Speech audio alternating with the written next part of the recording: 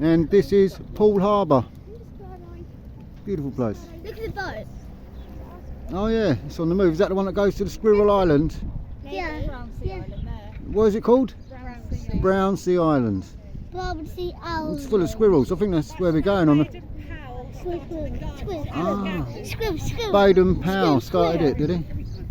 Squirrel. We're going on a 2-hour boat ride along the coastline, and we're going to love it. See you soon. Sea cadets are off.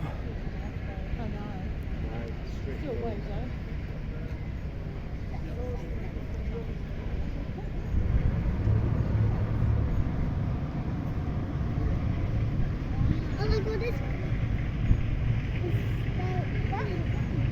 very big.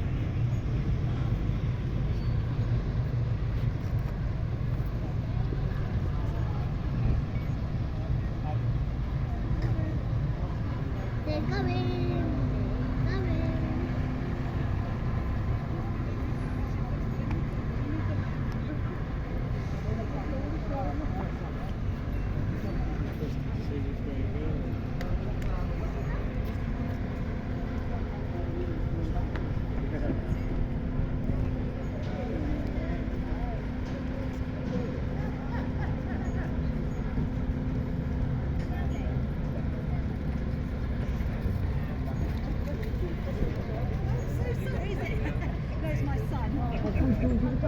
Come on. The man's little legs down.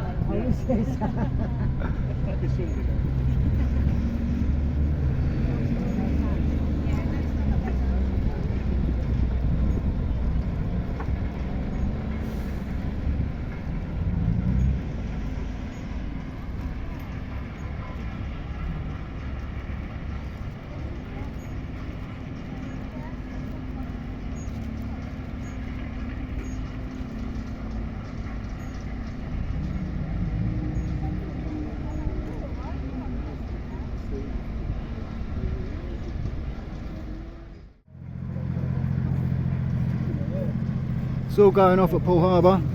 All the boats are going out. We're going to be on one soon. Got some really nice yachts and boats there, Sunseekers. Whole harbour full of them.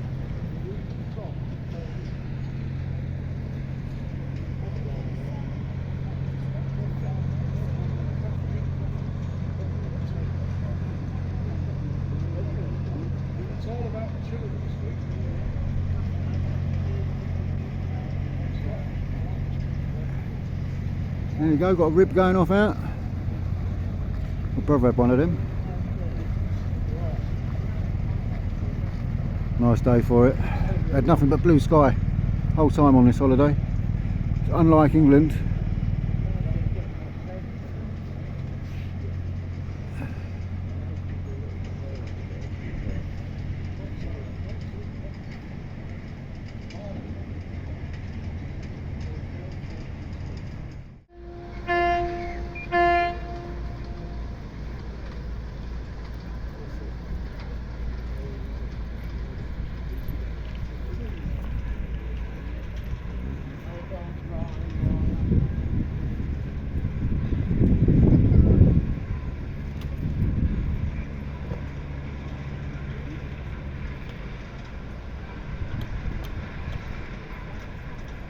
A lot of activity going on. Oh, he's coming over this one. Parking up, I think.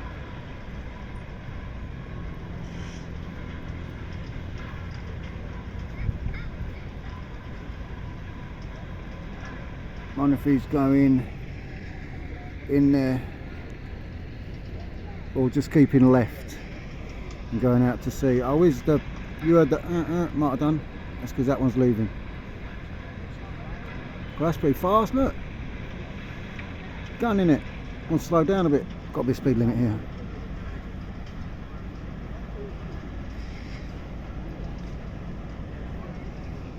What we've got out there. Oh, look, Sea Scouts are out there.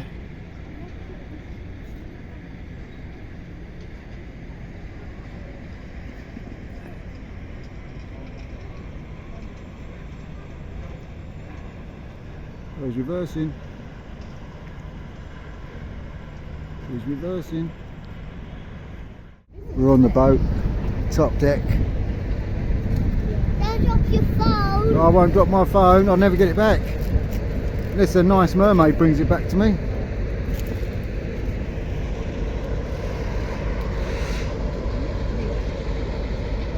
Sunseekers down there. Could have went out on one of them, but too expensive.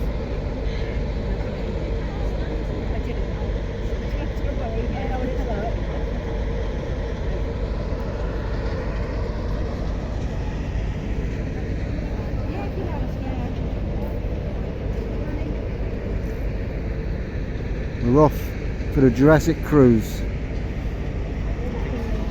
Goes along the Jurassic coastline. 1 hour out, 15 minutes turnaround, an hour back. 2 hours, 15 minutes boat ride. Let's go. We are moving. Well, a We're very off. good morning, ladies and gentlemen, boys and girls. For those of you who just joined us in Poole, welcome aboard to the Fortuna for your trip down the coast into Swanage. Before we go too far into the trip, I'm obliged by law just to give you all a brief safety announcement. Nothing to concern yourselves with, it's just to inform you that the Fortuna is fully licensed and coded by the MCA. This is the Maritime and Coast Guard Agency. Bye bye, As such, she Paul. comes fully We're equipped off. with all the necessary life-saving apparatus, life jackets, life rings, life floats, and self-inflating life rafts. In the event of an emergency, please listen for 7 short, 1 long blast on the ship's horn. Remain calm, remain seated, and listen to any instructions given to you by the crew. These might be a bit hard to hear though, as we will be shouting them from the rescue helicopter. Oh, what? The toilets, should you need them, located on the The rescue stern deck. helicopter, I hope you Facing don't the need direction that. of travel, gents on the right, ladies on the left. No mixed couples, please. Down the central staircase into the lower saloon, you'll find the bar. Down there, you'll find Ups. What's Chris, Ups doing here? Got my Luke, Fanatic or Rob. steering wheel, have They'll they? be more than happy to serve you with teas, coffees, hot chocolates, a range of soft drinks, Ooh. a range of hard drinks, and also Oh, a selection good. of light snacks. Parents of young children, if you could please supervise the children at all times. Boats are fascinating places, but they can also be extremely dangerous. This is also a non-smoking vessel. Oh, no. They This didn't tell includes me that electronic on the devices. brochure. Anyone caught smoking on board will be asked to leave the vessel immediately. As you make your way Chuck around, us we'll be off. pointing out some places of interest and any wildlife we may be lucky enough to spot. And if you do have any questions about the boat or anything you see from the boat, don't hesitate to approach any member of crew. As I said before, downstairs you should see Chris, Luke or Rob. Up in the wheelhouse, my name is Jamie, I'm your skipper today. I've also been the one giving you the commentary. We're a fairly knowledgeable bunch. And there's We'll the be able to family. answer any questions you have for us. If for some Boat's reason full we up. don't have the answer to your question, give us a couple of seconds and we'll make something up for you.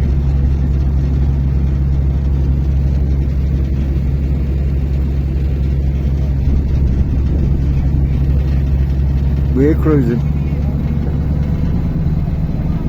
Alright, out the harbour. Here we go.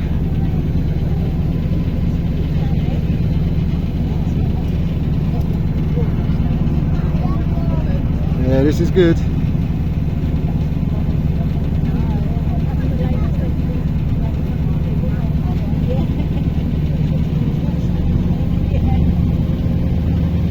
Oh, we're motoring now.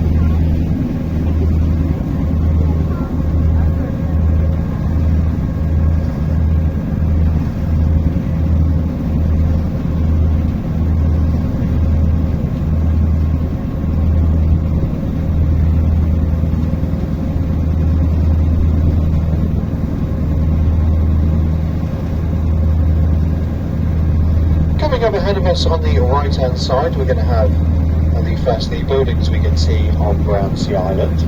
The first row of houses were originally built for the wardens and caretakers of the island. Today used by National Trust and also Wildlife Trust employees who live on the island all throughout the year. The first pier structure we can see, this is the public landing stage for the island. This is where the yellow boats you may have seen just in front of us as we're leaving Poole. They run the public ferry to Brownsea Island. The island itself is open to the public between March and October. The winter months set aside for maintenance of the buildings and undisturbed observations of the nature reserve. The second pier we can see here, the private landing stage to Brownsea Castle. That cream structure you see at the head of the pontoon there, built to look like a gatehouse with twin gun turrets, although it's never served as a defensive position. It's entirely a gentleman's folly, built in the early 1800s. To the right of this, the larger structure we can see on the island, this is the castle itself. It was originally built in the 16th century as part of an expansion effort by King Henry VIII to protect important ports from French and Spanish raids. The castle's original appearance was that of a gun turret and blockhouse armed with 8 guns, known as murdering pieces, not for their deadly accuracy but for their likelihood to explode in the operator's face. The iron casting of the time was notoriously terrible. The castle we see here today is built up over the many years of private ownership, today owned by the National Trust and leased to the John Lewis Partnership. It's run as a 5-star hotel at 2-star prices for their staff. So if you work for John Lewis or Waitrose, you can come to beautiful Brownsea for a lovely holiday, as long as you've been working there for 2.5 years, and you're on the 10-year waiting list.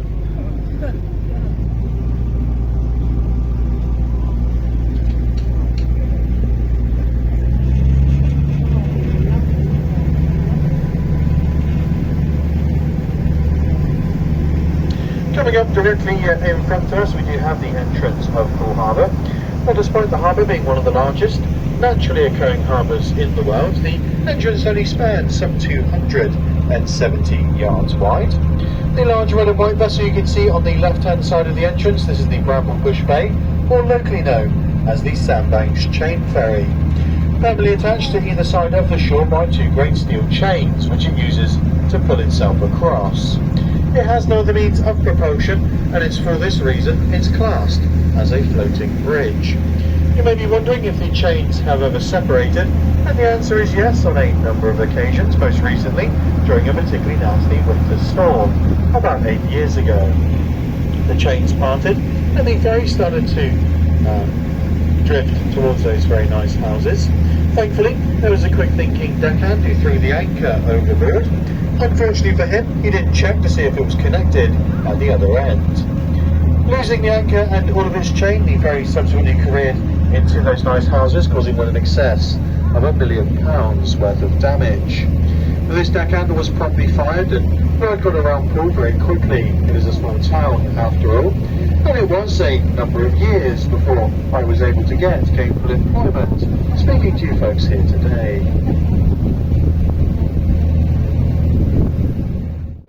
But you also have the white flashing light you can see. We're being followed. The black hole is used to indicate direction, and the white light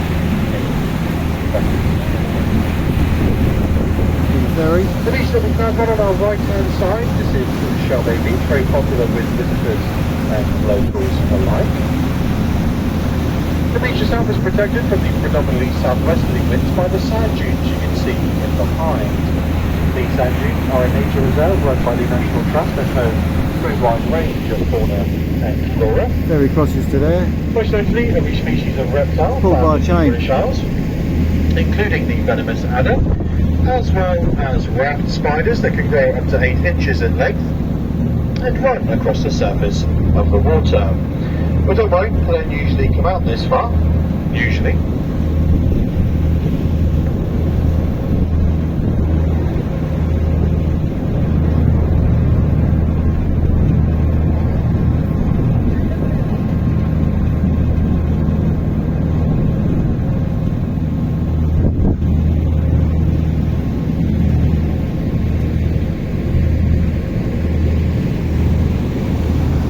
closer.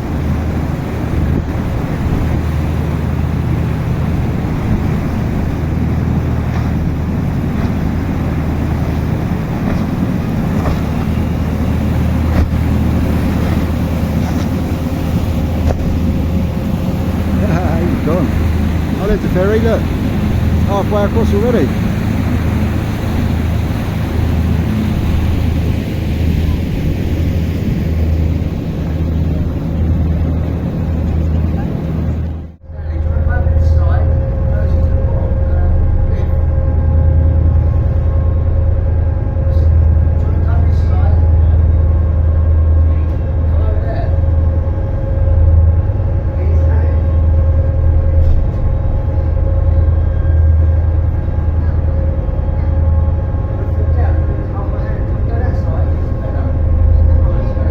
Lovely little boat this.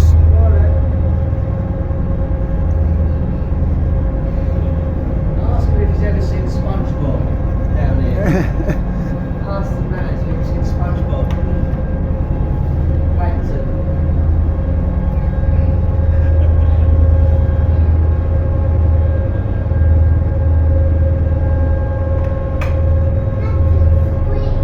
Plankton is green, he's got one eye. Yeah, he has got red bloodshot eye. Yeah, he's got 3 bits of hair.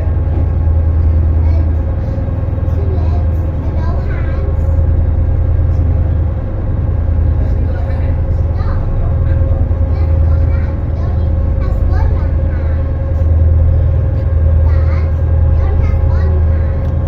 Has he? One finger.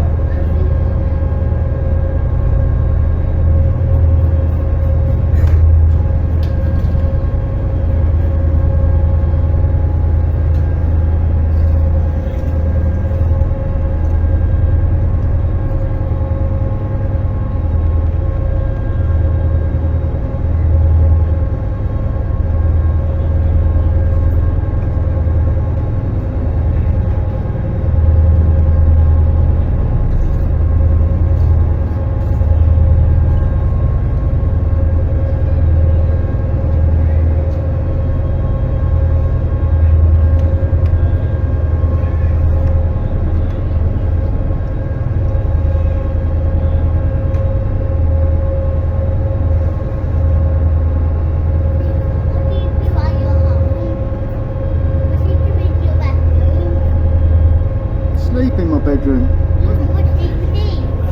Oh yeah, I watch DVDs, that's why they call me Stevie DVD. You know that.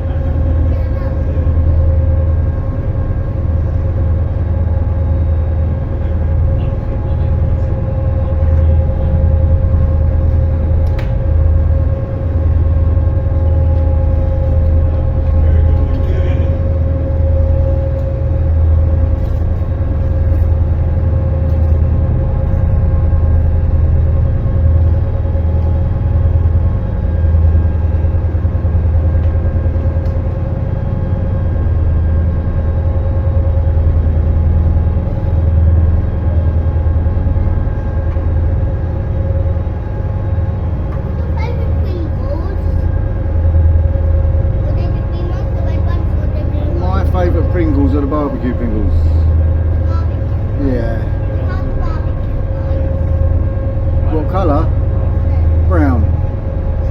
See the cage there, Stanley? See that cage? Look at the arch.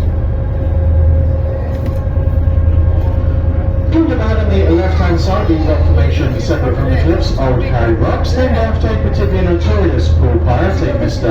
Harry Hay. Set to stand on top of the rocks here, waving a lantern, trying to goad rich merchant ships into crashing into the rocks, leaving them aground and vulnerable to be robbed of anything of value.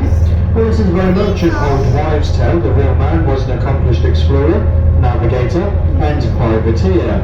You're not familiar with this distinction? It's very simple. A privateer was someone paid for by a respectable government to be a cutthroat pirate.